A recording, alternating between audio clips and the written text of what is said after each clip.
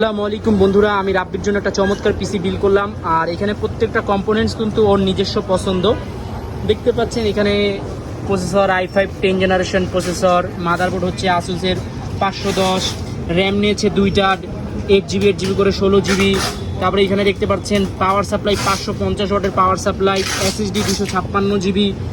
তারপরে কালারফুলের চমৎকার একটা গ্রাফিক্স কার্ড 1650। তারপরে গেমিং কিবোর্ড মাউস, এবং আমি যদি দেখাই তাহলে সেট আপটা দেখুন আপনার কত সুন্দর একটা সেট আপ করেছে ও। এবং এটার সাথে কিন্তু 1000GB একটা হার্ড ডিস্ক আছে।